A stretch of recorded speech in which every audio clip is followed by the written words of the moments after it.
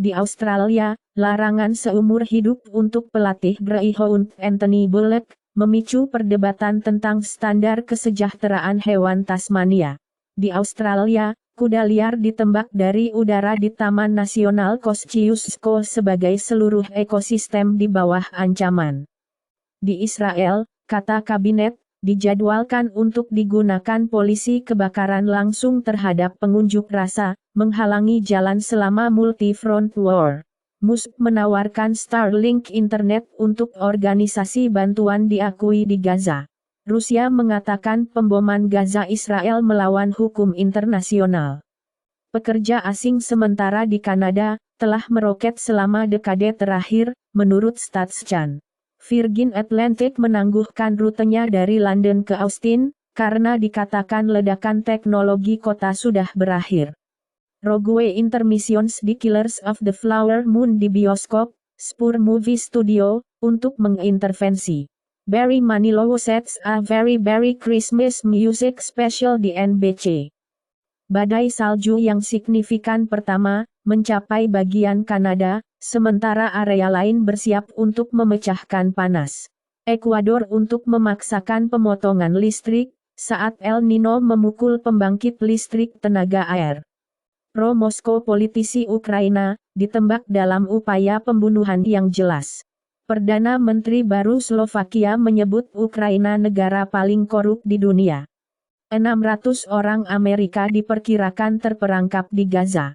Hamas mengatakan mereka menginginkan semua tahanan Palestina untuk sandera Gaza. Rusia menyerahkan daftar 8 sandera kepada Hamas. Di India, 3 ledakan rak saksi-saksi Yehova konvensi di Kochi, 1 tewas, beberapa cedera. Korea Selatan, pasukan AS mengebor serangan kejutan gaya Hamas, dari Korea Utara. Mayoritas orang Prancis ingin menghapus, waktu penghematan waktu siang hari berubah. Joe Thornton pensiun dari NHL setelah 24 musim. Afrika Selatan menang Piala Dunia Rugby untuk rekor keempat kalinya dengan victory, lebih dari 14 pria tim Selandia Baru. Adam Johnson, Nottingham Panthers forward, meninggal setelah dipotong leher dalam pertandingan tantangan cangkir. Matthew Perry, bintang Friends, mati setelah tenggelam. Robbie Williams percaya, berada di band boy menyebabkan penyakit mental. Mitt Romney mengungkapkan sebagian besar Partai Republik tidak memakzulkan Trump, karena mereka takut serangan kekerasan dari para pendukungnya. Pence keluar dari 2024 Presiden Race. Pelari depan Presiden Taiwan, bergabung dengan March Pride terbesar di Asia Timur. Studi tidak menemukan tanda-tanda infeksi yang sedang berlangsung, kerusakan otak pada pasien COVID yang panjang. Populer untuk penurunan berat badan, puasa intermittent juga dapat membantu dengan diabetes.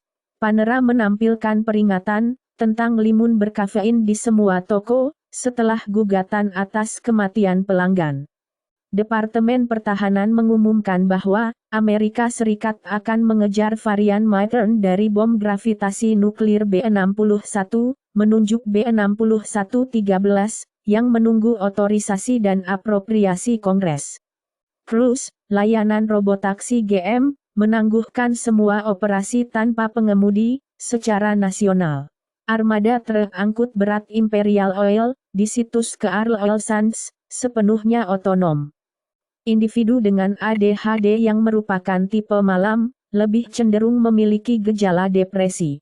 Dalam analisis yang menyesuaikan BMI, tidak diproses atau bentuk daging merah yang tidak diproses, tidak dikaitkan dengan penanda peradangan.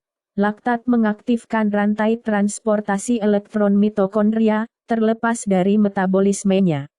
Investigasi sedang berlangsung, setelah klaim laut, tubuh dimakamkan di Camp Lejeune di TikTok video. Final Army Base dilucuti dari nama konfederasi, saat Fort Gordon menjadi Fort Eisenhower. Bom lead cluster langsung, amunisi ditemukan dengan sumbangan, di toko thrift Wisconsin Tenggara.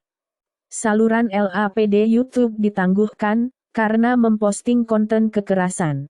Austria mengatakan tidak akan mengulang, transport pass untuk kampanye tato. Nigel Farage bermerek sebagai crackpot samar dalam email rahasia NatWest, diungkapkan setelah menanggalkan skandal. DS, penyelidikan foster care mengungkap 1.790 anak hilang dalam sistem Yosia. Boeing menilai ancaman geng Lockheed peretasan, kebocoran data sensitif.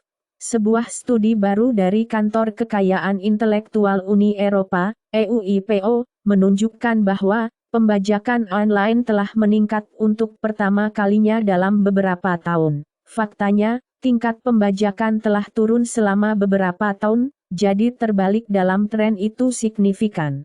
Jepang, UE menyetujui pengembangan aturan untuk aliran data cross-border.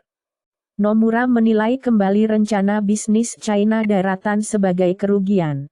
Ethereum secara resmi membagi ERC, permintaan Ethereum untuk komentar, dan proposal EIP, Ethereum peningkatan, menandai era dokumentasi baru. Di Inggris, semua rumah baru menjadi freehold, dalam rencana untuk menghapus leaseholds feodal. Miliaran dalam pengeluaran pertahanan Ukraina, telah lambat diterjemahkan ke dalam pekerjaan AS, transfer kekayaan hebat, bukan 72 triliun dolar tetapi 129 triliun dolar, kata Bova, dan pemerintah memberikan sebagian besar dari baby boomer.